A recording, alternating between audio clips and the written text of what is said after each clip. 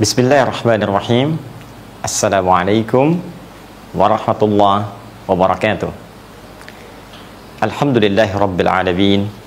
Wassalatu wassalamu ala sayyidil mursalin Sayyidina Muhammadin wa ala alihi wa sahbihi wa dhurriyyatihi wa ummatihi ila yaumiddin wa ba'du. Saudara-saudariku, berbahagia kita bisa dipertemukan kembali oleh Allah Subhanahu wa taala dalam program Aku Suka di hari Jumat terakhir di bulan Ramadan tahun 1441 Hijrah. Tanpa terasa kita telah masuki hari ke-29 di bulan ini, dan ini tentunya akan menjadi puncak perjuangan kita di Ramadan yang belum tentu tahun depan kita bisa dapati kembali. Karena itu, mari kita awali kultum kita, pertemuan kita di sore hari ini dengan bermohon kepada Allah Subhanahu wa taala, semoga seluruh perjuangan kita dari awal Ramadan sampai hari ke-29 ini diterima oleh Allah Subhanahu wa taala dengan penerimaan terbaik insyaallah. Dan dengan penerimaan ini kita bisa mengukur apakah ada rasa penerimaan itu dalam jiwa kita, sehingga dengan itu kita menjadi bahagia, merasa menang, merasa berhasil dengan semua perjuangan yang telah kita lakukan dari awal Ramadan sampai dengan hari ke-29 ini, sehingga pribadi kita yang muslim yang telah naik menjadi mukmin bisa bertransformasi menjadi pribadi muttaqin yang layak menunaikan Idul Fitr di hari pertama di bulan Syawal nanti. Nah, teman-teman sekalian, untuk itu kita telah mencoba menyiapkan banyak materi dan telah kita paparkan dari ukuran-ukuran ini sampai terakhir di episode ke-28 kemarin telah kita uraikan persiapan menuju Idul Fitr. Momentum terbaik, momentum istimewa, momentum yang sangat langka yang menandai kembalinya kita dalam keadaan fitrah yang bersih, benar, dekat dengan Allah, yang kemudian itu pun ditandai secara fisikal dengan memakan makanan untuk menunjukkan kemenangan kita akan perjuangan melawan nafsu, keberhasilan dan kebahagiaan kita telah menuntaskan Ramadan, sekaligus menunjukkan bahwa siam telah usai. Baik, di pertemuan kemarin kita telah merumuskan dan menurunkan berdasar keterangan Al-Quran dan hadis-hadis Rasulullah SAW tentang tahap persiapan Idul Fitri itu, mulai dari berwudu standar dasarnya, atau kita mengambil sunnah tertingginya yaitu mandi besar dalam pengertian fikih yang telah saya uraikan. Kemudian setelah itu kita mencoba mencari pakaian terbaik. Masih ingat hadis riwayatnya disampaikan bahkan oleh cucu Nabi Hasan bin Ali bin Abi Thalib radhiyallahu taala anhuma, ya, diriwayatkan oleh Imam Al-Hakim An-Naisaburi dalam kitabnya Al-Mustadrak, mencari pakaian terbaik dengan ukuran standar fikih yang telah kami uraikan pula pada edisi kemarin. Pun demikian, setelah itu kita ambil sunnah yang ketiga dalam tahap persiapan ini, yaitu mencicipi makanan yang menandakan bahwa Ramadan telah usai. Ya, sebagian ulama menganjurkan kita untuk bisa mencicipi makanan yang serupa yang pernah dilakukan oleh Rasulullah SAW, sehingga para ulama menyebutkan sunnah mengonsumsi makanan ini yaitu kurma dalam jumlah bilangan ganjil, witir. Ya, Anda bisa cicipi 1kah, 3kah, atau 5kah. Jika pun tak menemukan kurma, Anda bisa mengambil sekiranya makanan yang punya nilai rasa yang serupa atau mendekati sama, yaitu punya rasa manis misalnya dan memiliki nilai glukosa, sehingga bisa memberikan kekuatan kepada tubuh, bukan sekedar menunjukkan puasa telah selesai. Baik, teman-teman sekalian, sekarang tiba saatnya kita masuk pada tutorial yang sangat penting, yang menandai rasa syukur kita kepada Allah Subhanahu wa Ta'ala karena telah diberikan kesempatan untuk menunaikan ibadah siyam. Masih ingat, bukankah di Al-Quran surah kedua, di ujung ayat 185 itu, Allah menyampaikan bahwa ukuran keberhasilan orang takbir saat Idul Fitri itu adalah ketika ia mampu bersyukur kepada Allah Subhanahu wa Ta'ala. Walitukabbirullaha ala ma hadakum wa la'allakum tashkurun. Dan supaya engkau mampu menjadi hamba yang bersyukur kepada Allah Subhanahu wa Ta'ala. Dan kaidah syukur dalam Al-Quran, juga dalam hadis-hadis Nabi SAW, akan selalu terklasifikasikan pada dua bagian. Akan ditemukan aspek ritual dalam bentuk sholat, dan ini kita telah dapati isyaratnya dalam Al-Quran surah Al-Kawthar itu, Inna a'tayna kal kawthar fassalli li rabbika wanhar inna syani'aka huwal abtar. Muhammad SAW, kami telah anugerahkan kepadamu nikmat yang sangat banyak. Kami jaminkan semua kenikmatan terbaik di surga nanti. Ya, sampai engkau mengatakan saya puas ya Allah. Untuk itu, sebelum sampai ke sana, syukuri dulu semua nikmat ini dengan cara sholat. Fasalli. Karena itulah nikmat terbesar ketika menuntaskan siam Ramadan, tuntas kita menghadapi Idul Fitr, maka sunnah ini pun langsung dicontohkan oleh Rasulullah SAW untuk menunaikan sholat. Baik, edisi kali ini kita akan belajar bagaimana tutorial sholatnya untuk kita tunaikan dalam rangka beridul fitri. Baik Anda yang tengah berada di zona merah sehingga akan ditarik kemudian itu ke rumah, ataupun di zona hijau yang diperkenankan menunaikan sholat di lapang atau di masjid, maka seperti apa tutorialnya? Ini yang coba akan kita ulas di edisi ke-29 Aku Suka. Baik teman-teman sekalian, tutorial sholat Id episode yang kedua saat ini akan kita langsung masuk kepada teknis penunaian sholatnya. Baik, tentunya kita harus merujuk kepada keterangan Al-Quran dan Sunnah untuk menentukan waktunya dulu. Ya, jelas kita mengetahui ini akan dimulai pada awal bulan Syawal, 1 Syawal. Namun 1 Syawal itu kapan waktu tepatnya? Ini kita akan turunkan. Kemudian yang kedua, secara teknis, hal-hal yang dicontohkan oleh Nabi dan diisyaratkan langsung kepada kita untuk dilakukan secara teknis menjelang penunaian sholat Id. Apa dan bagaimana teknis menjelang atau persiapan teknisnya yang terkait erat dengan sholatnya. Kemudian baru kita masuk teknis penunaiannya. Bagaimana cara kita menunaikan sholat Id seperti dicontohkan oleh Rasulullah Sallallahu Alaihi Wasallam. Baik, kita mulai pertama untuk masuk kepada penentuan waktu. Dalam konteks penunaian waktu ini disampaikan, dirujuk dari keterangan para sahabat yang sampai kepada Nabi Sallallahu Alaihi Wasallam, dan Imam Ahmad kemudian menyebutkan dalam musnad beliau, dalam kumpulan riwayat yang beliau susun dari tersambung kepada sahabat Jundub, disampaikan bahwa kana Rasulullah sallallahu alaihi wasallam yusalli bina yaumal fitri wasyamsu ala qaidi ramhain. Bima makna adalah kami pernah diimami Rasulullah sallallahu alaihi wasallam tatkala menunaikan salat Idul Fitri, dan matahari, ini saat kami menunaikan sholat itu, matahari dalam posisi ketinggian bayangannya itu ketika jatuh ke bumi, ketinggian bayangannya sekitar 2 tombak. Ya, 2 tombak.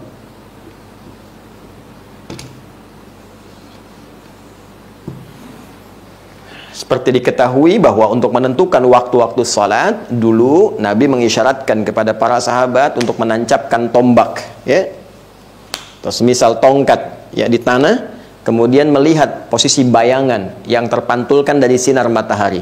Apakah kemudian panjang bayangannya itu, ya, lebih tinggi dari tombaknya berapa, sama dengan tombaknya, ataukah kemudian telah mengecil sampai hilang.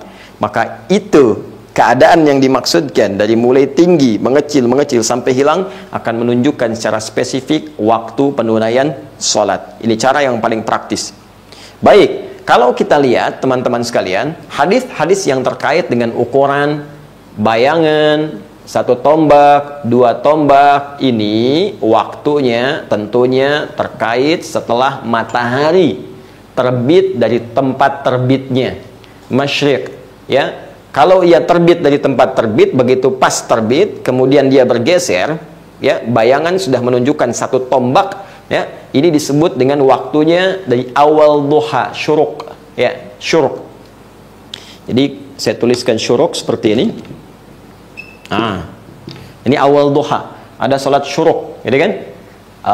Tersebut di dalam hadis riwayat At-Tirmidzi diantaranya disambungkan kepada Nabi SAW ketika beliau bersabda, man shalal ghadata fil jama'ati au fil masjid, siapa yang menunaikan salat subuh dengan berjamaah, ya, khususnya di masjid, ya, thumma yaq'udu yadhkurullaha, kemudian setelah itu dia nggak langsung beraktivitas yang lain, tidak langsung pulang kalau dia sedang di masjid, ya, tapi dia duduk berzikir kepada Allah Subhanahu wa taala. Zikir itu bisa baca Al-Qur'an, disebut dengan zikir. Quran surah ke-15 ayat 9. Ya, bisa juga dia zikir bertasbih, bertahmid, ya, bertakbir misalnya, ya, Al-Qur'an surah ke-4 ayat 103. Bisa berdoa, itu zikir. Quran surah ke-7 ayat 205. Ya, bisa menghafal Al-Qur'an, itu zikir. Quran surah ke-54 ya, ayat 17, 22, 32, 40. Bisa ikut ta'lim Sabtu Ahad, tak sadar gitu kan, tak terasa, begitu selesai sholat ada ta'lim, itu bagian dari zikir. Dalilnya Quran surah ketiga ayat 190 sampai 191,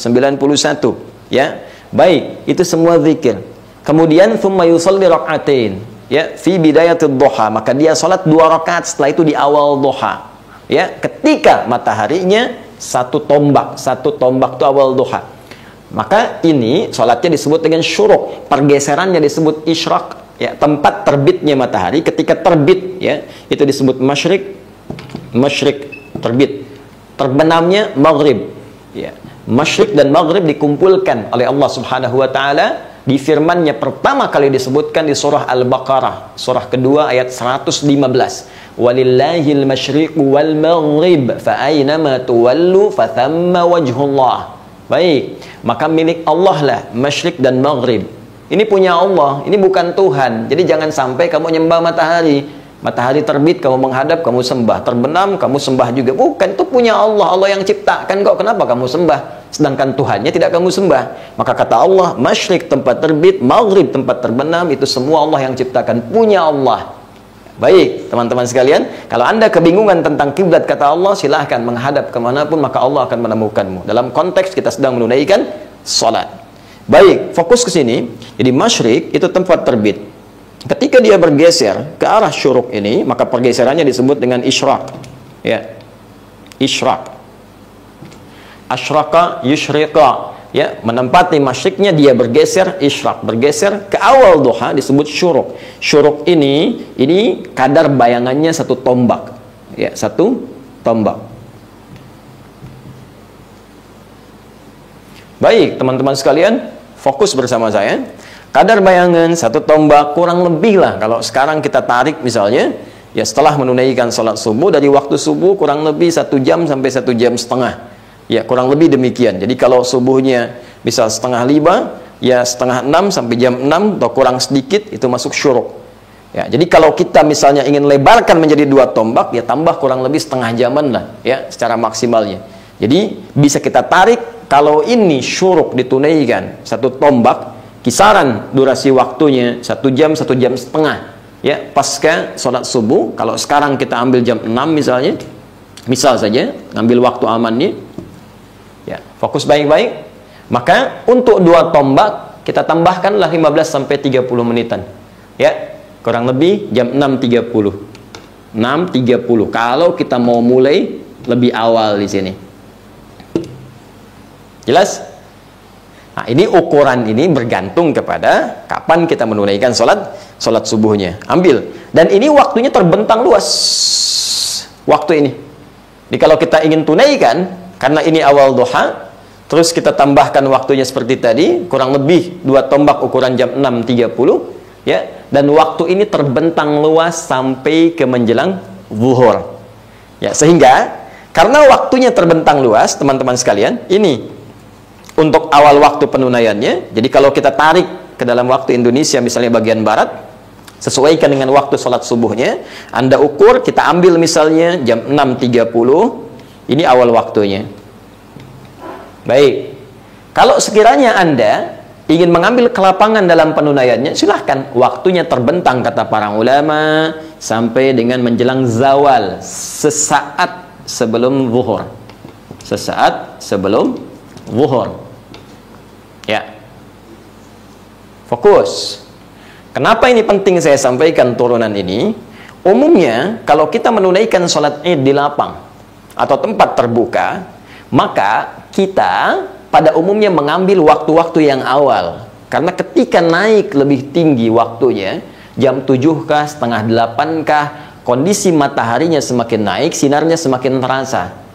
Ya, apalagi kalau ditunaikan di lapang jam 9, jam 10, siapa yang bisa tahan? Sholat aja udah begini-begini gitu kan? Maka bagaimana ketika mendengar khutbah, bubar mungkin, atau interupsi karena sudah terlampau panas, ya. Tapi dalam situasi seperti sekarang, kan tidak semua orang bisa menunaikan di lapang. Ya, dalam kondisi pandemi COVID-19 yang tengah kita hadapi, ya, mungkin ini akan ditarik secara ilatnya ketika akan ditunaikan. Yang tidak bisa di lapang, tidak bisa di masjid, tarik lagi ke rumah. Ya, dalam konteks di rumah inilah teman-teman sekalian, saya ingin katakan, kalau Anda tidak dapat di jam 6.30, tidak ada masalah. Anda tunaikan jam 7 misalnya. Ya, jam 7 belum siap, agendakan jam 8.00. Ya, ini bergantung tentunya kepada sunnah-sunnah sebelumnya yang ini. Walaupun akan lebih baik tentunya di awal waktu itu ditunaikannya untuk menunjukkan kesungguhan kita. Kecuali kalau ketiduran, ya, efek terlalu malam Anda beraktivitas, tidur bangun-bangun jam 10 gitu kan. Baik, kembalikan. Jadi setelah berwudu, mandi, berpakaian terbaik, icip-icip makanan, kan? Setelah cicip, siap-siap, tentukan waktunya, jam berapa mau sholat. Jelas sampai sini? Baik, ini yang saya sampaikan. Baik, syuruk sudah saya sampaikan, dengan pahala senilai haji dan umrah itu, ya, sempurna kata Nabi, hadisnya sahih. Kemudian untuk waktu penunaian Idul Fitrinya ditambah lagi sekitar 15-30 menit untuk menunjuk awal waktu penunaiannya, yaitu qaidi ramhain berdasarkan hadis yang tadi saya bacakan. Kemudian teman-teman, setelah itu fokus baik-baik. Sebelum sampai ke sini, saya ingin memberikan penekanan perbedaan antara penunaian sholat Idul Fitri dengan Idul Adha. Kalau Idul Fitri waktunya agak lebih melebar ke siang, Idul Adha lebih dimajukan. Ya. Kenapa? Karena ada ibadah. Karena ada ibadah yang sangat penting, sehingga dengan pentingnya ini dimasukkan pada kata adhanya, yaitu udhiyah, menyembelihnya, yang lebih baik dilangsungkan di waktu duha. Jadi begitu masuk ke duhanya, penyembelihan dilakukan. Sehingga Idul Adha dilakukan lebih awal sholatnya. Ya, kalau tadi syuruk misalnya jam 6, ini kurang lebih syuruk ditunaikannya. Jam 6 sudah sholat Idul Adha. Dan sunnahnya tidak makan dulu. Beda dengan Idul Fitri. Sunnahnya Idul Fitri makan dulu, Idul Adha tidak makan dulu, sholat, baru sepulang sholat ditunaikanlah kemudian sunnah untuk makan itu, lebih baiknya dari hewan yang telah disembelih dan dimasak terlebih dahulu. Baik, inilah yang menyebabkan Idul Adha lebih cepat ditunaikan sholatnya, tapi Idul Fitri sifatnya agak santai dari segi waktu, karena ada sunnah-sunnah ini yang kita tunaikan terlebih dahulu. Jelas? Baik, jadi dari waktu, sifatnya sudah saya sampaikan, jelas. Kita bisa mulai, ya, kalau saya sebutkan 2 tombak, tar semua orang keluar pasang tombak gitu kan. Tapi kan sekarang eranya sudah digital, ditarik. Sholat fardu dulu begitu, tanam di lapang dulu kelihatan. Tapi sekarang kan lihat jam sekian, sekian, sekian. Bahkan jam tertentu sudah ada, syuruk jam sekian, Anda tinggal tambahkan saja. Sekarang kita ambil patokan misalnya yang sederhana, 6:30, siap-siap. Ya, semua siap, jam 7 dimulai, misal. Baik, bergantung kondisinya. Ini sudah. Jadi kalau nanti tiba diumumkan oleh pemerintah kita, ya, berdasarkan pantauan hilal, berdasarkan hitungan dari falak astronomi, insya Allah akan ditetapkan Idul Fitri berlangsung hari sekian, ya, 1 Syawal bertepatan dengan tanggal B dan seterusnya. Dan mungkin diduga kuat 1 Syawal ini akan bertepatan dengan tanggal 24 Mei di hari Ahad. Ya, karena ini hari Jumat, posisi masih di bawah ufuk maghribnya. Ya, secara perhitungan falak, konjungsi terjadi nanti di dini hari Sabtu, ya, jam 00.45. Sehingga posisi hilal pada saat itu, teman-teman, ini baru nampak terlihat nanti di hari Sabtunya, ya, Sabtu malam Ahadnya itu sudah di atas 6 derajat. Dan dipastikan dari segi perhitungan falak, insya Allah hari Ahadnya, ya, untuk 1 Syawal 1441 Hijrah. Karena itu kalau malam sidang itsbat akan diduga kuat Ramadan akan berjumlah genap 30 hari, dan esok Sabtu hari ke-30 Ahadnya baru kemudian Idul Fitri. Jadi kalau demikian, ya, konsepsinya, Anda dari Jumat sekarang udah bisa siap-siap. Jelas ya? Jumat udah siap, ketupat udah siap, nasi siap, macam-macam siap, lontong siap, kan? Nah, jadi persiapannya sudah mantap, lebih kepada persiapan ukhrawinya, spiritualnya untuk menjelang Idul Fitrinya. Jadi semua bisa disiapkan dari 2 hari menjelang prosesi Idnya. Teruskan. Sekarang teknis, sudah tahu waktu. Teknis terkait erat dengan persiapan sholatnya, sehingga nanti kelengkapannya bisa kita siapkan lebih awal. Teman-teman, yang pertama, penting disiapkan sutrah, batas, yang dengan batas itu tidak boleh seorang yang tidak sholat atau akan bergabung sholat melewati orang yang sedang sholat di antara batas sutrah itu. Baik, Anda bisa simpan sutrah ini, ya, diletakkan di depan imam posisinya. Ingat, kalau ada imam di belakang makmum, maka sutrah sholat berjamaah depan imamnya. Saya ambil contoh, misal ini saya akan taruh di bawah, teman-teman sekalian. Fokus, ini akan saya taruh di bawah. Sutrah itu secara gampangnya begini. Anda menyimpan satu benda, yang benda ini memiliki, hati-hati, ya, penampakan yang cukup baik dan tinggi, sehingga diketahui oleh orang yang mungkin akan lewat, ini batasnya. Ya, jadi kalau saya simpan di sini misalnya, dan jangan iseng, ya, jangan iseng, jangan terlalu disimpan jauh ke sana gitu kan. Cukup posisi Anda sujud di mana. Ketika Anda sujud, misal saya akan menunaikan sujud seperti ini, sujud demikian, teman-teman, ya, begini. Nah, ini sutrahnya di sini. Jadi nggak usah dipasang terlalu jauh, ya. Nah, ini penting saya sampaikan secara umum penanaman sutrah ini, karena nanti boleh jadi kaidah ini akan berlaku umum seperti Anda sholat misalnya di luar Idul Fitri, entah itu di perjalanan, ya kan, atau di musola yang ketika Anda masbuk, ya, dan seterusnya. Pasang sutrah. Kalau mau gampang, bagi teman-teman yang ada musola, ya, atau ruangan khusus yang disiapkan ketika ditarik ke rumah misalnya. Nah, kalau di masjid kan ada mihrab. Ya, mihrab itu kan ada tembok, ya, di bagian imamnya itu. Jadi kecil kemungkinan orang lewat karena nggak ada yang bisa nembus tembok, gitu kan? Nah, di rumah juga begitu. Kalau Anda ada satu ruangan, ruang tengah kah, atau misalnya di kamar kah, Anda bisa ambil posisi bentangkan sejadah, tepat di depannya itu tembok. Ya, jadi dalam konteks ini tidak ada orang yang lalu lalang dan terlihat di hadapan Anda. Jelas? Baik, ini sutrah imam. Makmum, teman-teman sekalian, dalam konteks berjamaah nggak perlu pasang sutrah lagi. Nah, jadi jangan sampai begini, imam pasang sutrah, makmum pasang, nggak usah. Ya, karena bagi makmum, nanti saf makmum itu ada kelonggaran. Kalau saf imam nggak boleh dilewati, tapi makmum ini kalau batal satu, boleh melewati yang lain. Ya, misal sedang sholat tiba-tiba batal. Ya, jangan ditahan-tahan ya. Kalau sedang nggak enak, nggak usah ini naik, ini naik, ini naik, sudah. Ya, udah batalkan saja. Batal, Anda kembali keluar. Anda bisa lewati makmum yang lain. Itu nggak membatalkan dan tidak mengganggu kepada yang lain juga kalau paham fikihnya. Anda keluar, wudhu lagi, gabung lagi. Yang ini geser. Saat ini bergeser seperti ini, nanti ketika Anda selesai wudhu, Anda isi yang paling pojok. Jangan maksa ke sini lagi. Jelas ya? Baik, ini sutrah. Simpan, jangan dilewati. Ini sunnah. Karena itu, siapkan kondisinya. Apa yang penting terkait kondisi ini? Tadi, tentukan ruangan di mana Anda akan sholat. Kalau ruangan di ruang tengah cukup lebar misalnya, keadaan di rumah, ataupun di lapang misalnya yang lebar, maka cepat tentukan sutrahnya, supaya nggak dilewati orang. Baik. Jelas? Paham ya?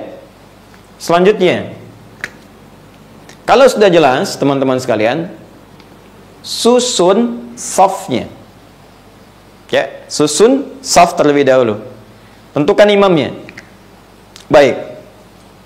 Terkait dengan yang di lapang, di masjid atau bahkan di rumah, sholat berjamaah itu kaidahnya sama. Pasti ada imam dan makmum. Itu disebut dengan jamaah. Jadi tidak mengikat tempat, baik yang di lapang, di masjid ataukah di rumah. Ada imam, ada makmum. Maka imam mengecek dulu keadaan makmumnya, memetakan kondisinya, dan merapikan safnya. Jelas? Baik, penting untuk Anda melihat. Jadi bukan formalitas begini, rapatkan, luruskan. Ya. Dan tidak apa menggunakan bahasa Indonesia, nggak ada masalah. Tidak harus pakai bahasa Arab, karena ini maknawi sifatnya. Ya.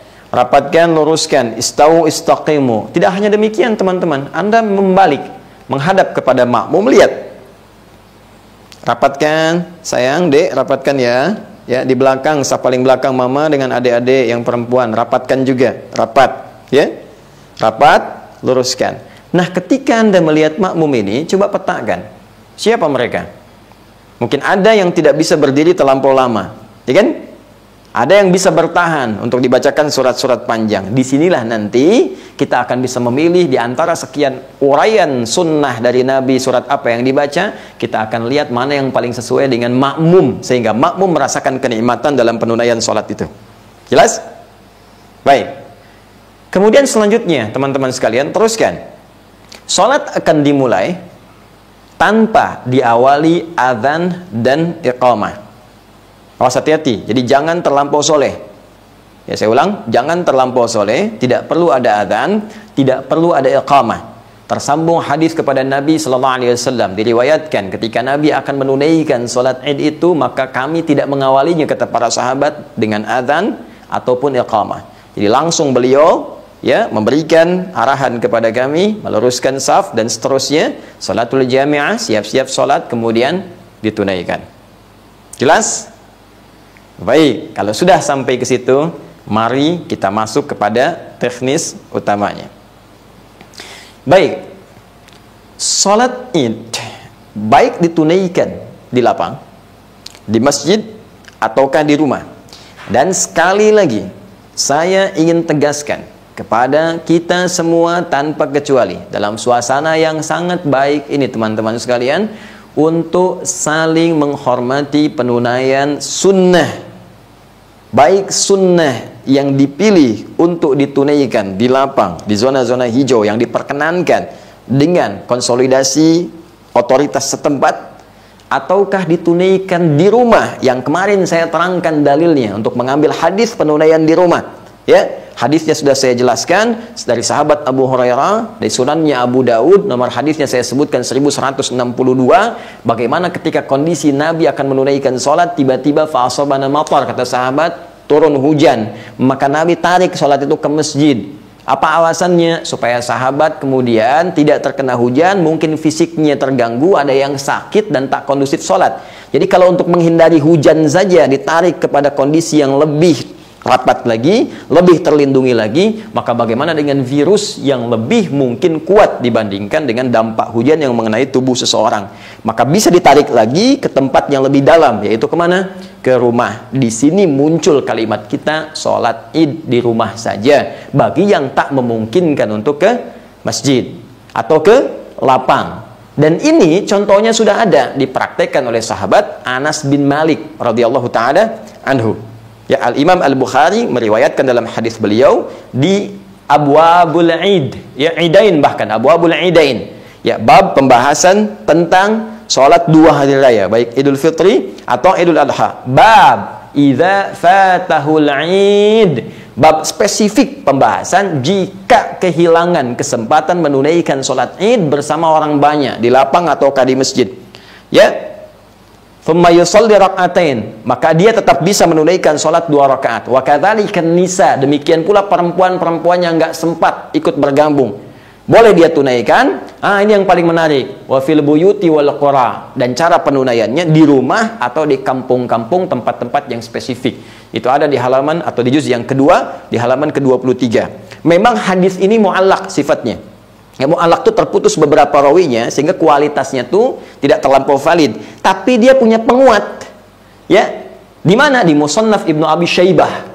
Ya, dalam musannafnya dikuatkan, jalurnya disebutkan, plus didukung di Sunan Al-Baihaqi, disebutkan jalur yang mu'allaq tadi, sehingga hadis ini naik menjadi kuat. Itulah kejeniusan Imam Al-Bukhari, walaupun tidak dimasukkan dalam kitab sahihnya, beliau tetap menyampaikan karena ada penguat dalam riwayat-riwayat yang lainnya. Ya, apa yang disebutkan di situ? Disebutkan bahwa sahabat Anas bin Malik jama'a ahlahu wa banihi. Ketika beliau tak mampu menunaikannya di lapang seperti yang lainnya, maka beliau coba kumpulkan keluarganya dan anak-anaknya. Thumma qama, kemudian naiklah ya asisten rumah tangganya, maulahu disebutkannya, ya pembantu beliau. Naik kemudian pada saat itu Ibnu Utbah, ya, naik Abdullah bin Utbah, kemudian naik beliau mengimami ya salat 2 rakaat, bertakbir seperti orang-orang pun bertakbir. Mereka menunaikan sholat di lapang atau di masjid. Jadi seperti yang lain menunaikannya di lapang, seperti menunaikannya di masjid, maka beliau pun kemudian bersolat 2 rakaat sama persis dengan yang di lapang, sama persis takbirnya dengan yang di masjid, dan tidak ada bedanya sama sekali, kecuali nanti dalam persoalan khutbah saja. Jadi sahabat-sahabat sekalian, dengan uraian tadi dapat kita ketahui dengan rahmat Allah Subhanahu wa taala, ya, dan petunjuk yang jelas dari Rasulullah sallallahu alaihi wasallam yang memberikan kesempatan bahagia bagi setiap insan beriman, ya, yang telah berjuang menunaikan ibadah siam selama 30 hari itu. Allah memberikan apresiasi. Ya, apa di antara hadiah yang Allah berikan kepada kita? Kesempatan yang luas untuk semua orang untuk menunaikan sholat Id. Jadi saking pentingnya Id ini, sudah nggak ada syarat mutlak misalnya mesti di lapang aja, kalau nggak di lapang nggak ada Id. Tidak teman-teman, jangan khawatir. Yang tak bisa di lapang silahkan di masjid, tak bisa di masjid silahkan di rumah, dan semuanya disamakan petunjuknya oleh Nabi SAW. Tak ada beda penunaiannya baik di lapang ataupun di rumah, plus keutamaannya dengan kondisi masing-masing yang mengikat penunaian sholat yang dimaksudkan. Jadi dari sini, sekali lagi, jangan ada kesan pesimis ketika memang dalam kondisi tertentu kita mesti menunaikan di rumah. Tunaikan saja. Ya, sunnah jelas, petunjuk jelas, pedoman ada, alhamdulillah, sah, pahala insya Allah dengan izin Allah diturunkan. Pun demikian, dalam kondisi yang normal, di sebagian tempat, tunaikan di lapang, ya, tunaikan atau di masjid, sama persis dengan yang di rumah tadi, tanpa ada perbedaan sedikit pun. Jelas? Jelas? Jelas, jelas. Mari kita coba tunaikan tutorial dari sholatnya. Menghadap ke arah kiblat, jelas, ukur arahnya, sesuaikan, jangan sampai keliru. Hati-hati, ini juga menjadi pelajaran penting, ya, bagi sebagian keluarga yang barangkali selama ini belum pernah mengalami situasi ini. Alhamdulillah bisa belajar lebih banyak, bisa tentukan kemana arah kiblat yang benarnya. Ya, Quran surah kedua ayat 144. Ya, arahkan sesuai ke Masjid Al-Haram. Ya, fawalli wajhaka syatral Masjidil Haram. Selesai, arah kiblat sudah, berikan arahan seperti tadi saya sampaikan, siap untuk memulai, kemudian berikan isyarat salatul jami'ah, salat kita akan mulai. Ingat ya, tak ada qamat, tak ada azan sebelumnya. Isyarat boleh dengan bahasa Indonesia. Ya, salatul jami'ah boleh kalau mau pakai bahasa Arab atau bahasa Indonesia. Yuk kita mulai sholatnya berjamaah ya, khusyukkan hati kita, tenangkan jiwa kita, dan rasakan kenikmatan untuk berdoa saat sholat. Nikmat. Berniat dalam hati kita, kemudian mulai bertakbir, fokus baik-baik. Nah, sebelum sampai ke takbir, saya ingin tunjukkan jumlah rakaatnya hanya 2. Jadi sholat Idul Fitri ditunaikan 2 rakaat. Seperti sholat subuh 2 rakaat. Jelas? Baik, 2 rakaat ini perbedaannya teman-teman sekalian spesifik saat takbir, ya, dan pilihan bacaan surat nanti. Saat takbir diriwayatkan dari sahabat Katsir bin Abdullah, ya, dari bapaknya, dari kakeknya, Katsir bin Abdullah, dari bapaknya, dari kakeknya, dari Nabi Sallallahu Alaihi Wasallam. Ketika terlihat beliau menunaikan sholat Id itu, beliau mengimami dengan takbir, disebutnya takbirat zawaid, takbir tambahan dari sekedar takbiratul ihram. Takbir tambahan ini di rakaat pertama jumlahnya 7, dan di rakaat kedua jumlahnya 5. Baik, jadi ketika Anda bertakbir seperti biasa, takbiratul ihram, Allahu Akbar, boleh angkat seperti ini, di sini sejajar dengan bahu, hadwa mankibaihi. Ini hadisnya di Al-Bukhari ada, di hadis Muslim juga nomor hadis 397 ada. Rawinya sahabat Abu Hurairah yang menyampaikan kepada kita dari peristiwa seorang bernama Khalad bin Rafi Az-Zuraiqi ketika diajarkan oleh Nabi SAW cara salat yang benar. Maka Nabi mengatakan, idza qumta ila shalah fa asbighul wudhu. Jika Anda ingin menunaikan salat dengan sempurna, sempurnakan wudu, thumma istaqbilul qiblah, menghadap ke arah kiblat, kemudian bersalat, kemudian bersiap untuk takbir. Maka Nabi contohkan bertakbir mengangkat tangan sejajar dengan bahunya, hadwa mankibaihi di sini. Ya. Bisa juga sejajar dengan daun telinga di sini. Mana yang paling nyaman saja. Ini di dalam riwayat hadis An-Nasai. Sejajar dengan daun telinga. Jadi boleh diangkat sini, boleh diangkat sini. Takbir yang pertama, membuka salat. Pembuka ini disebut takbiratul ihram. Ya, jadi ketika bertakbir, kemudian ihram, sifat ihramnya muncul. Apa itu ihram? Dari ahrama yuhrimu ihraman. Akar katanya diambil dari haram. Harama yahrumu haram. Haram itu dilarang, tidak boleh. Kalau kita ingin menanggalkan segala hal untuk menunjukkan ini tidak boleh, tambah hamzah, ahrama yuhrimu, sifatnya ihram. Maksudnya apa? Ketika sudah bertakbir maka dilarang, tidak boleh, tinggalkan segala hal yang tidak terkait dengan sholat. Buang urusan dunia ke belakang, buang, jangan dibawa-bawa. Permasalahannya orang sholat seringkali membawa dunianya, sehingga itu mengganggu kekhusyuan dalam sholatnya. Padahal rumusnya jelas, begitu diangkat takbir. Ya, di Abu Daud disebutkan, fayaqulu Allahu Akbar, katakan dengan lisanmu, Allah yang maha besar. Dunia nggak besar, pekerjaan nggak besar, gaji nggak besar sekarang, corona kecil, semua Allah yang hanya besar. Ya, buang semua ke belakang, sehingga urusan kita hanya terfokus kepada Allah saja dan mengagungkan Allahu Jalla Jalalah. Diangkat seperti ini, kemudian angkat sejajar dengan ya telinganya atau sejajar dengan bahu atau daun telinganya. Maka setelah itu teman-teman sekalian, ihram, ingat ihram, buang semua yang tidak ada kaitan dengan salat. Fa wada'u kaffahul yumna aw yadahul yumna 'alal yusra, maka kemudian meletakkan telapak yang kanan di punggung yang kiri seperti ini. Ya. Di dadanya, sadrun, di sini boleh begini, ya. Yang telapak ke punggung, boleh ini rusgun ala rusgin. Ya, ini pergelangan di pergelangan, di sini ketemunya. Ya, tapi tolong harus pas ya. Jangan direka-reka. Allah Akbar, tidak ya, cukup langsung saja takbir Allahu Akbar. Boleh ke sini sedikit tapi jangan sampai ke sini. Ya, jadi jangan megang siku ke sini.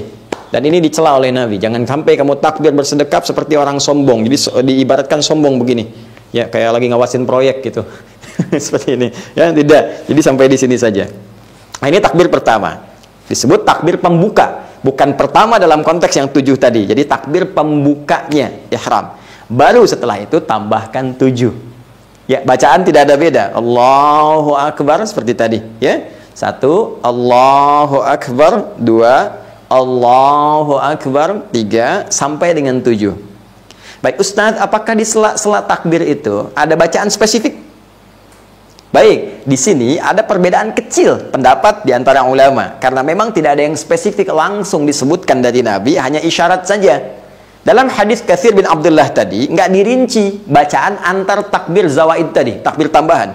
Hanya disebutkan Nabi takbir 7 kali. Pertama, rakaat kedua 5 kali. Karena hanya sebutannya seperti itu saja, maka ada yang menyimpulkan, terutama mazhab Maliki, di Imam Malik, takbirnya tidak diselingi dengan bacaan apapun, cukup takbir saja. Ya, jadi singkat, cepat, padat. Allahu Akbar, Allahu Akbar, 2. Allahu Akbar, 3. Allahu Akbar, 4. Demikian terus sampai dengan 7.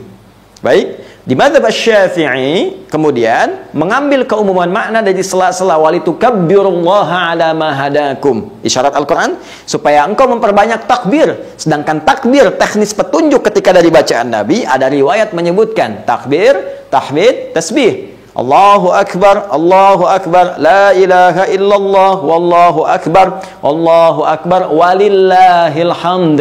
Ya, Ada takbir, ada tasbih, ada tahmid. Maka sebagian khususnya dari mazhab Asy-Syafi'i mengisi sela-sela itu dengan kalimat-kalimat isyarat hadis tadi. Jadi begitu diucapkan takbirnya, diangkat tangannya, Allahu Akbar kabira, alhamdulillah katsira, subhanallahi bukratan wa asila. Ya, atau perbanyak takbir saja, tahmid saja, atau tasbih saja. Ini umum sifatnya.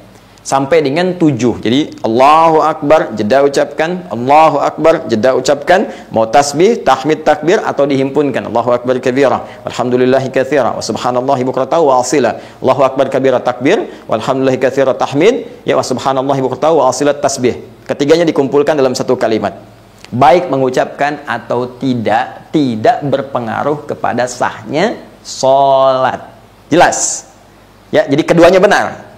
Tanpa bacaan benar, tanpa mengatakan tadi benar, dikatakan pun baca tadi benar diantaranya. Ya, yang salah siapa? Oh, belum tentu. Yang tidak sholat pun nggak salah karena hukumnya sunnah, Ferguso. Jelas ya. Nah, jadi jangan menyimpulkan sesuatu yang belum kita ketahui dasarnya. Paham ya? Baik, teruskan. Jadi fokus ya, fokus lagi. Sudah takbir, kemudian selesai 7 kali. Nah, diam sejenak. Baca iftitah.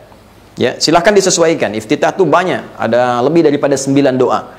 Mau baca yang panjang boleh, ya. Allahu Akbar kabira, walhamdulillahi katsira, subhanallahi bukratan wa asila, ya. Kemudian disambungkan wajjahtu wajhiya lillazi fataras samawati wal arda hanifan muslima wa ma ana minal musyrikin. Inna salati wa nusuki wa mahyaya wa mamati lillahi rabbil alamin la syarika lahu bidzalika umirtu wa ana minal muslimin atau wa ana awwalul muslimin. Boleh. Yang mau pakai Allahumma ba'id baini wa baina khataayaya silahkan, boleh. Atau yang paling pendek pun boleh, silahkan. Ya, jadi silahkan dipilih mana yang paling memudahkan. Setelah takbir, iftitah. Jadi kalau iftitah yang pendek, istiftah yang panjang. Ya.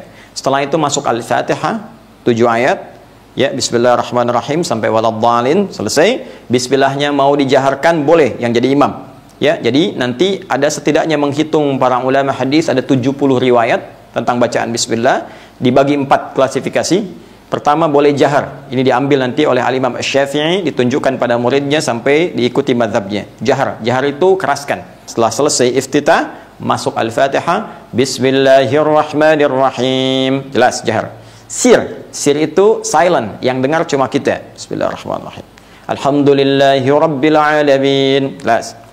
3, tidak dibaca sama sekali, langsung alhamdulillah. Alhamdulillahirabbil alamin. Jelas? Kemudian yang terakhir dibaca rakaat pertama dengan keras, Bismillahirrahmanirrahim. Selanjutnya tidak dibaca lagi. Anda boleh pilih mana yang paling mudah untuk dipilih. Jelas? Tapi sebelum membaca itu ta'awudz dulu. Ta'awudz dan sifatnya sir. A'udzubillahi minasyaitonirrajim. Sir, silent, baru Al-Fatihah. Ulang, fokus. Takbir, iftitah, ta'awudz, Al-Fatihah. Setelah waladhdallin, amin, tuntas, baca surah. Surahnya bisa Anda pilih. Ya, berdasar hadis riwayat Al-Imam Muslim menyampaikan riwayat dari Nabi sallallahu alaihi wasallam bahwa kebiasaan Rasulullah sallallahu alaihi wasallam, sekali lagi, kebiasaan Rasulullah sallallahu alaihi wasallam ketika beliau menunaikan salat Idnya, maka di rakaat yang pertama beliau kalau tidak membaca surat Qaf, ya, surah yang ke-50, atau membaca Al-A'la, surah yang ke-87, ya, Sabbihisma rabbikal a'la. Ini yang sering dibaca Nabi. Kalau sekiranya ada kemampuan untuk bisa membaca satu di antara surah ini, silahkan dipilih. Apakah Qaf atau Sabbihisma rabbikal a'la. Satu. Adapun kemudian di rakaat yang kedua, setelah selesai waladhdallin, amin, tuntas, maka kebiasaan Nabi sallallahu alaihi wasallam beliau memilih satu di antara 2 surah lagi. Ya, imma surah 54 Al-Qamar, ya, atau surah yang ke-88 Al-Ghasyiyah. Kalau tidak baca Al-Qamar, ya, iqtarabatis sa'atu wa ansyaqqal qamar, atau hal ataka haditsul ghasyiyah. Ini kebiasaan. Kebiasaan yang Nabi kerjakan disebut sunnah, sehingga para ulama mengatakan sunnahnya boleh rakaat pertama Sabbihisma rabbikal a'la, rakaat kedua hal ataka haditsul ghasyiyah, Atau rakaat pertama qaf, rakaat yang kedua iqtarabatis sa'ah wa syaqqal qamar. Ini pilihan. Kalaupun Anda melihat saat di awal tadi begitu nengok makmum, oh, anak-anak kecil masih baik, ya. Istri juga barangkali agak kesulitan, ada ibu mertua sepuh juga. Mau dibacakan qaf, mereka belum tentu kuat, ayatnya cukup panjang. Ya, bukan hanya mereka nggak kuat, imamnya aja belum tentu hafal misalnya, ya. Atau ala-ala juga demikian, ya. Sudah imam nggak kuat, sudah imam nggak hafal, makmum belum kuat. Atau sudah imam belum hafal, makmum nggak kuat. Nah, maka pilih ala-ala, aduh belum bisa hafal juga ala-ala misalnya. Maka nggak usah susah-susah, baca yang tengah-tengah. Ad-duha, ya. Wad-duha wal-laili idza saja. Baik, ma wadda'aka rabbuka wa ma qala, baca ad-duha. Rakaat keduanya baca al-insyirah, karena duha dan al-insyirah itu satu paket penurunannya. Ya, maka saya lebih senang kalau rakaat pertama baca ad-duha, kedua al-insyirah. Ustadz, saya sulit juga Ustadz bacanya. Nah, ini qadar Allah ini, alhamdulillah, syukur pada Allah saya diberi kesempatan jadi imam seumur-umur di keluarga. Mudah-mudahan hisab jaringan di hari kiamat dan bisa jadi tanda di hadapan Allah, ya Allah saya pernah jadi imam di keluarga. Ya, bawa, ini kesempatan. Kalau bisa para ayah di rumah jangan wakilkan. Kalau bisa Anda, ya, kecuali kalau Anda telah siapkan generasi penerus anak-anak yang sudah 30 juz hafid, kebanggaan, silahkan. Tapi kalau Anda mampu lakukan, itu akan meringankan hisab Anda di hari kiamat. Ketika ditanya apa yang sudah kamu kerjakan sebagai seorang ayah, ya Allah, Engkau Maha Tahu, aku pernah menjadi imam dalam salat Id bagi keluargaku. Dan ini mungkin akan meringankan dari sekian hisab yang akan Allah tanyakan kepada kita. Kalau sulit ad-duha, sulit al-insyirah, bukan aib. Anda memimpin dengan al-ikhlas, qul huwallahu ahad, atau al-falaq atau an-nas, tidak ada masalah. Yang penting ada satu lembaran tertuliskan di episode kehidupan kita bahwa kita pernah jadi kebanggaan di keluarga dengan memfungsikan fungsi keimaman kita, bukan sekedar di rumah tangga mengurus rumah dan persoalan tangga, tapi juga dalam persoalan konteks spiritual dan untuk akhirat kita. Nah, selebihnya teman-teman tidak ada beda. Setelah selesai surah yang pertama, ruku seperti biasa, Allahu Akbar, ruku. Baik, kemudian yang tidak, ya, sami Allahu liman hamidah, seperti biasa saja, seperti Anda salat subuh, ya, 2 rakaat. Ya, hanya nanti tidak ada kunut, ya, sepakat. Kalau Idul Fitri nggak ada kunut, ya. Kemudian setelah itu rakaat kedua juga demikian sampai dengan salam dan selesai salat ini. Baik. Bagi yang di lapang atau di masjid, setelah selesai dilanjutkan dengan khutbah sunnahnya, baik, ya, untuk menyampaikan kegembiraan, dan khutbahnya singkat padat, ya. Nabi hanya tersebut dalam riwayat-riwayat, ya, hamadallah wa asna alaihi, beliau memuji Allah, ya, kemudian wa wa'adhan nas, menyampaikan nasihat kepada orang-orang, wa dzakarahum, mengingatkan mereka untuk meningkatkan takwa kepada Allah Subhanahu wa taala. Lalu memerintahkan kemudian kepada Bilal untuk memotivasi orang-orang yang mau sedekah. Nah, ini dasar penyebaran kotak infak gitu, ya. Nah, itu dasarnya ada. Hadisnya juga ada, sahih hadisnya, ya. Bahkan nanti disebutkan ada perempuan-perempuan yang nyimpan perhiasannya, nyampaikan hartanya dan sebagainya. Itu dalam konteks yang normal. Dalam kondisi Anda ada di rumah, nah, di sini sebagian besar berpendapat bahwa tuntutan untuk berkhutbah itu lebih ringan, artinya ditiadakan, tidak ada masalah. Karena yang penting dalam sholat Id itu adalah sholatnya. Ya, adapun khutbah itu untuk menyampaikan pesan kepada orang banyak, orang-orang. Nah, ini di rumah Anda cuma Anda dan keluarga. Jelas, gitu kan? Walaupun kalau ingin khutbah tidak dilarang, cukup penuhi rukunnya saja. Ya, paham, ya? Memuji Allah Subhanahu wa taala dengan bersalawat kepada Rasulullah sallallahu alaihi wasallam, kemudian syahadat, berikan pesan singkat, sudah. Ya, kalau tidak bisa pesannya, baca ayat takwa, ittaqillah. Ya, ya ayyuhalladzina amanu taqullaha haqqa tuqatih wa la tamutunna illa wa antum muslimun. Enggak hafal juga, sampaikan, "Ma, adik-adik sekalian, anak-anakku, yuk kita mulai dengan papa dan kita semua untuk meningkatkan takwa kepada Allah." Selesai, barakallahu li wa lakum, doa, tutup. Minta, boleh pakai bahasa Indonesia, tidak ada masalah. Pakai bahasa Indonesia, selesai, doa sama-sama. Mungkin suasananya akan berbeda. Ketika seorang ayah selesai sholat, dia berdiri, memuji Allah, alhamdulillahirabbil alamin, Salatu wassalamu ala Rasulillahil Karim, bersalawat kepada Nabi sallallahu alaihi wasallam, bersyahadat. Setelah itu menyampaikan, ini adalah episode baru Idul Fitri kita, tapi kesempatan terbaik bagi ayah, bagi papa untuk menyampaikan kepada kalian semua. Papa sayang kalian semua, sayang di dunia dan sayang untuk di akhirat kita. Semoga seperti Allah kumpulkan kita di dunia, Allah akan kumpulkan lagi kita di akhirat. Karena itu maafkan kalau selama ini ada yang kurang. Mari kita jadikan hari ini sebagai hari baru untuk keluarga kita, untuk semakin meningkatkan takwa dan mendekat kepada Allah Subhanahu wa taala. Mari kita berdoa supaya Allah merahmati keluarga kita, melancarkan rezeki di keluarga kita untuk bisa semangat beribadah kepada Allah. Mari berdoa semuanya.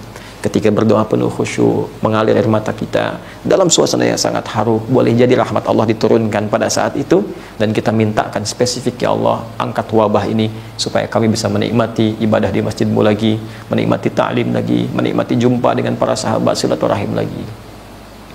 Lalu selesai. Setelah itu Anda bisa berpelukan dengan keluarga terbatas, ya kan? Demikian, tuntas di rumah.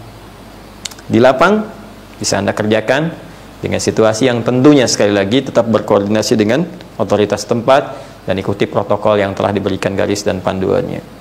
Sampai di sini tuntaslah tutorial salat Idul Fitri kita, tinggal pelaksanaannya saja dan persiapan kita maksimalkan seperti yang telah kami uraikan. Hanya satu persoalan lagi. Bukankah tanda syukur itu dibagi dua klasifikasinya? Ingat? Kembali kepada ayat Al-Quran Al-Baqarah 185. Ingat, belum selesai pembahasan kita, bahwa wala'allakum tashkurun, supaya orang puasa itu bisa bersyukur, tingkatkan syukurnya kepada Allah dan bahagia dia di Idul Fitri ya, ditandai yang pertama dengan sholat. Tadi telah kita tuntaskan. Tapi yang kedua, apa ciri spesifik yang dengan ciri ini, jika benar ia mendapatkan ciri utama ini, maka ia akan terjaga dan dijaga oleh Allah Subhanahu wa taala selama 11 bulan mendatang untuk hadir kembali dalam Ramadan. Dan dalam penjagaan ini, Allahu Akbar, dijaga dari perbuatan yang salah, ditingkatkan amal soleh dan menjadikan kedekatannya dengan Allah begitu kuat. Apa cirinya? Bagaimana prakteknya? Itulah bahasan pamungkas kita esok hari di edisi ke-30 Aku Suka, dan edisi penutup di bulan Ramadan tahun 1441 Hijrah. Kita bersabar, dan sekaligus saya juga menyampaikan kepada teman-teman sekalian, insya Allah setelah kultum esok yang terakhir, kita ba'da isya'nya, ya, maghrib kita berbuka, ba'da isya'nya kami akan menyapa Anda semua dalam fasilitas interaksi langsung. Ya, ada insya Allah media Zoom yang kita siapkan. Teman-teman, nanti akan dibuka pendaftaran. Anda silahkan nanti hadir di situ. Kita akan hadirkan gema takbir bersama, terhubung lewat media daring, nggak dengan online. Kita akan bertakbir dan kita akan berkenalan dengan keluarga Aku Suka, dan bersama-sama berdoa memohon kepada Allah Subhanahu wa taala untuk kebaikan kita, kebaikan bangsa kita, negara kita, keluarga kita, besar ataupun kecil, dan khususnya untuk akhirat kita. Demikian yang saya sampaikan, semoga bermanfaat. Saya menyayangi Anda seperti saya menyayangi diri saya, dan saya bermohon kepada Allah semoga kita semua dirahmati. Selamat berbuka. Subhanakallahumma wa bihamdika asyhadu an la ilaha illa anta astaghfiruka wa atubu ilaik. Wa akhiru da'wana alhamdulillahi rabbil alamin. Assalamualaikum warahmatullahi wabarakatuh.